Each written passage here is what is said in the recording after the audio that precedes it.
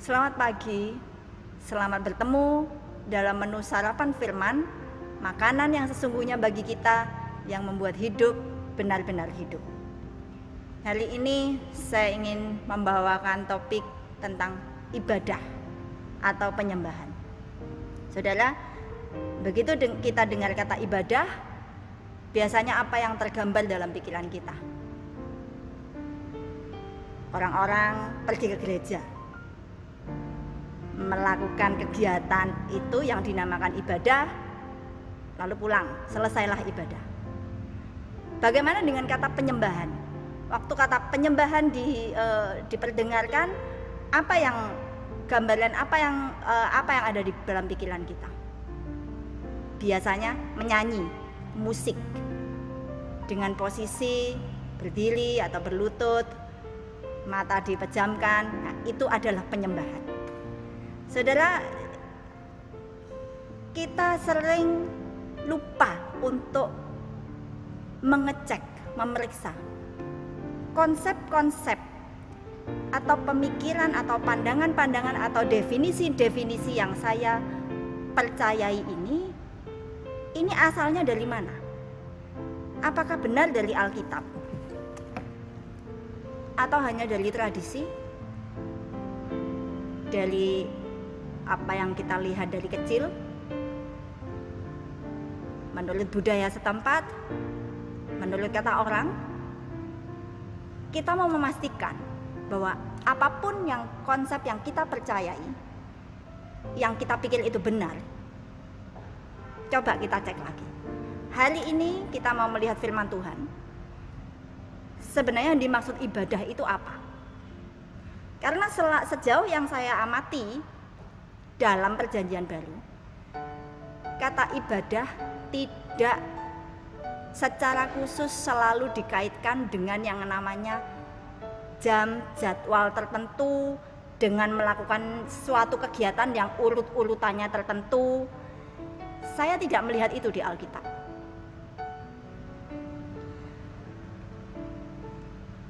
Sebaliknya, yang didapati, walaupun tentu kegiatan berkumpul tentu itu baik dan itu adalah bagian dari ibadah, tetapi seringnya kita merasa semuanya itulah ibadah, itulah definisi ibadah yang seutuhnya. Nah, kadang-kadang yang seperti ini, saudara, kita perlu bongkar, kita perlu minta Tuhan cek ulang, Roh Kudus cek ulang. Apakah pengertian-pengertian yang saya percayai ini benar-benar berasal dan berpijak atas ajaran Alkitab, atau saya hanya pandang pikir ini benar dan saya pegang hanya karena tradisi, hanya karena kata orang, dan seterusnya. Contoh saja, Yakobus pasal 1 ayat 27 berbunyi begini: ibadah yang murni dan yang tak bercacat di hadapan Allah Bapa kita ialah mengunjungi yatim piatu dan janda-janda dalam kesusahan mereka, dan menjaga supaya diri sendiri tidak dicemarkan oleh dunia. Dalam hal ini tidak secara khusus dikaitkan dengan ibadah itu selalu berupa pertemuan dengan kegiatan urutan liturgi tertentu. Ada banyak hal di Alkitab yang seperti itu, tidak khusus mengkaitkan yang namanya ibadah dan penyembahan itu dengan satu saja kegiatan tertentu, yang selain itu bukan. Karena yang lebih sesuai konteks di Alkitab, ibadah itu lebih dikaitkan dengan hidup yang baru, yang seluruh kegiatan kita itulah ibadah kita. Roma 12 ayat 1.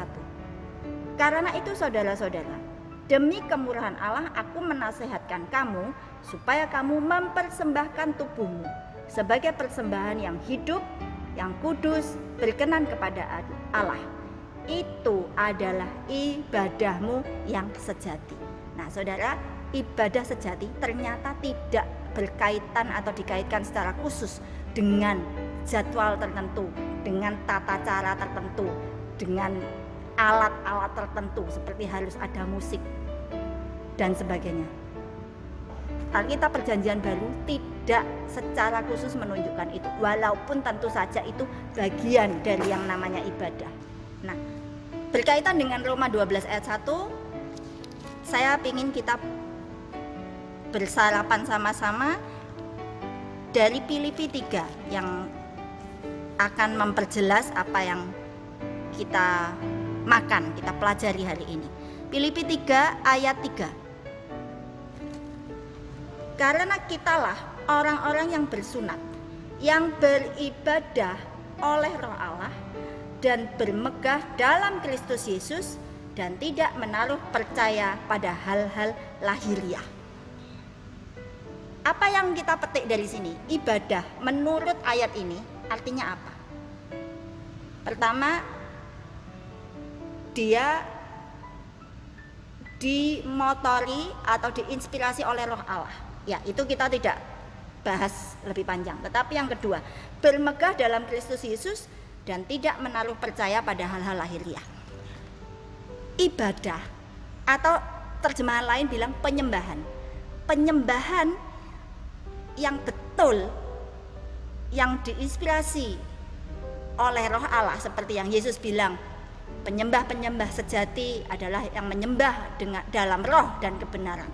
Apa artinya dalam roh? Dalam roh berarti ibadah adalah hidup, bukan kegiatan, bukan jadwal tertentu, tapi hidup yang betul-betul menaruh percaya sepenuhnya kepada Yesus dan tidak percaya sama hal-hal lahiriah. Ini yang dikatakan sunat, karena kita sudah diputus hubungan terhadap hal-hal lahiriah, terhadap kepercayaan terhadap hal-hal lahiriah. Nah, di sini kita mengecek diri kita. Bagaimana? Apakah kita termasuk orang yang sepenuhnya percaya Yesus dan betul-betul putus hubungan dari ketergantungan atau mendasarkan diri di atas hal-hal lahiriah? Mungkin dengan gampang kita bilang, oh iya jelas, saya sepenuhnya bergantung sama Tuhan Yesus.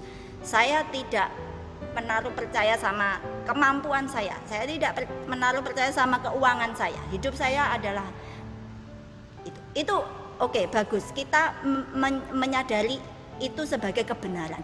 Tetapi sekarang mari kita hubungkan sungguh-sungguh dengan hidup kita sehari-hari. Karena seperti Roma 12, tubuh inilah yang dipersembahkan dan itu 24 jam sehari. Sekarang kita perhatikan saja, dalam 24 jam sehari, mari kita cek apakah betul kita adalah orang yang putus hubungan dengan ketergantungan terhadap hal lahiriah. Contoh, saudara pernah dikasih satu tugas terus bilang, aduh saya tidak bisa, saya tidak mau karena saya tidak bisa. Tidak mau karena saya tidak bisa. Berarti kalau kamu merasa bisa, kamu mau. Kalau kamu merasa tidak bisa, kamu tidak mau. Artinya apa? Artinya keputusan kita untuk mau atau tidak mau berdasarkan kemampuan kita. Bukan berdasarkan saya tanya Tuhan dulu, walaupun saya tidak bisa, tapi kalau memang Tuhan yang suruh, berarti itu memang jatah saya. Atau walaupun saya bisa, tapi saya bukan karena saya bisa melakukan ini, memutuskan iya. Tapi coba saya tanya Tuhan, cek dengan Tuhan, apakah ini jatah saya? Kalau ternyata Tuhan bilang bukan, walaupun saya bisa, saya bilang tidak. Itu saudara, bedanya orang yang menaruh percaya dan berdiri atas roh hidup dalam roh Allah dan betul-betul bermegah sama Yesus Kristus, bukan sama hal-hal lahiriah. Keputusan-keputusan kita bukan atas dasar kemampuan, kebisaan kita atau status atau keuangan atau apapun. Walaupun itu bisa masuk ke dalam pertimbangan, tetapi hal itu bukan menjadi dasar keputusan. Lalu contoh lain, kalau kita disuruh saya sendiri masih begini, ini contoh dari saya pribadi. Kalau saya pergi ke rumah sakit mendoakan khususnya saudara-saudara kita orang muslim yang belum kenal Tuhan, dan itu saya perlu menginjil, saya menginjil lebih dulu dan perlu mendoakan. Deredek ini ya saudara, aduh